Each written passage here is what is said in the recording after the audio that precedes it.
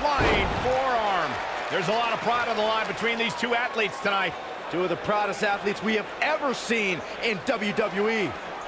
And I can't help but get the feeling that this is going to be one of those matches people will be talking about for a long time to come. Roderick Strong now spends his time in the squared circle for one reason, to give his son a life he never had. And it must be that motivation that adds a little extra torque to all of Strong's devastating backbreakers.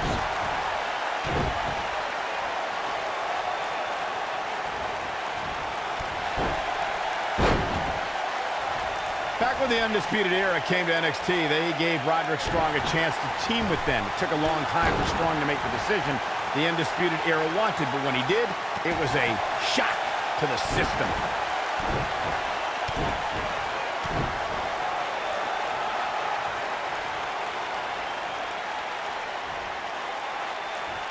Big time slam. Vicious. Michael bringing up Roderick Strong's shocking decision to join the Undisputed Era reminds me of how I used to think Roderick Strong had the biggest heart in NXT. But he sold it, and for what? To take the easy way? To be part of anarchy? Strong is exactly where he belongs, Saxton. You can either be holding the brush that paints the new landscape or be the canvas that's being erased. Roddy chose the former.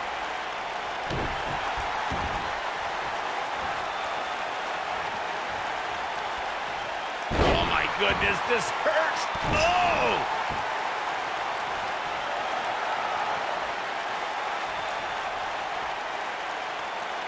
Now the old vicious head crank.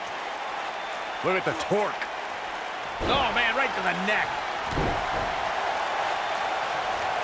What a stomp. Good grief. Whoa, Strong able to avoid damage. Oh boy, he is rolling. And a spinning sit-out powerbomb. Can he end it here?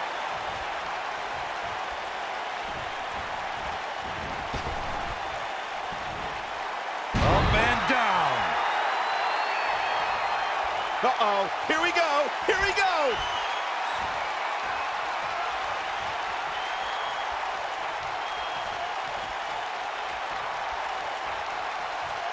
Before 2007, tossed around like a rag doll. Incredible. Great move by him right there. Yeah, let's see that one again.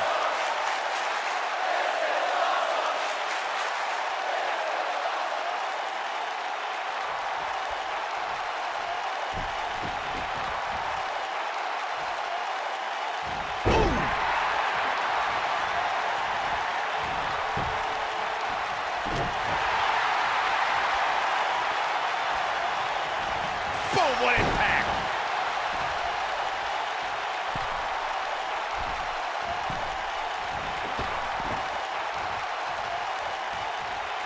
It took Roderick Strong over a decade in sports entertainment to get to NXT. He used to fight so hard for every opportunity and never take shortcuts. That is until he aligned himself with the Undisputed Era. Yeah, that is what is perplexing to me, Michael. For so many years, Roderick Strong did things the right way, but he suddenly had a change of heart when he affiliated himself with the Kings of Shortcuts. Byron, shoelaces are perplexing to you. I recognize that you were perplexed, Byron, by Roderick Strong's sudden affiliation with the Undisputed Era. But Strong was a superstar who always only sniffed great success before joining Cole, O'Reilly, and Fish.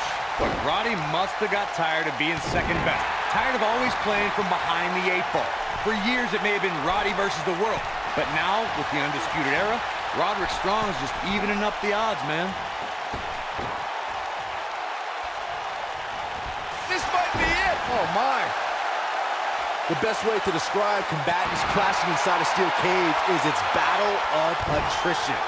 Sometimes a superstar is left with no choice but to fight fire with fire. That has got to be it. Oh, boy, he is rolling. He knows he's in trouble. The end is near for him. Ooh, just dropped. But he's running on fumes here. Does he have enough left in him to capitalize? Byron, you touched on this earlier, but it's so important for a superstar to accept that there's nowhere to run and nowhere to hide in a steel cage match. That the conflict will be resolved within the 15-foot-high steel walls that surround the ring. And that losing a cage match can mean much more than a mark in the loss column. For some, it has meant the end of their career. It's difficult to describe the damage that can be done to a superstar who competes in a steel cage match. We see the physical harm, but we don't see the psychological effects from being inside the cage. Make no mistake about it, Michael. The steel cage truly represents survival of the fittest. The WWE Universe has seen the evolution of the steel cage in the enclosure known today as Hell in a Cell. The first time an enclosed cage was seen was in October of 1983 in the last Battle of Atlanta. The enclosed cage was seen a few years later in the War Games match from the NWA. There were even cages stacked on top of each other, like WCW's Tower of Doom. Byron, we talk about the progression of steel cage matches and the type of structures that have been spawned from them. I need to point out that some cages have been electrified. One was made from bamboo in the form of a Punjabi prison match. And of course, the elimination chamber with glass pods and steel doors. And today we have the Asylum match, where weapons are on top of the cage. Here he goes. And a spinning sit-out powerbomb. Wow, I'm just as surprised as you guys are. Irish whip.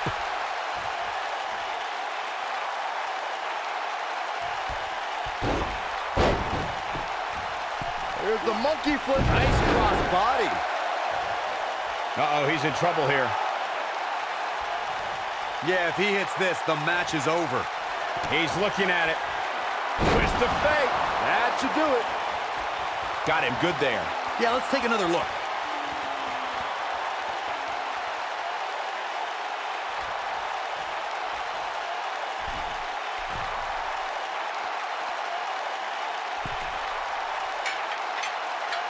We talk about how important stipulations are in a steel cage match.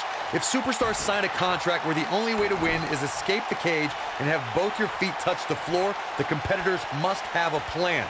Especially since you have to be comfortable trying to escape through the cage door as you do climbing over the top of the cage and vice versa.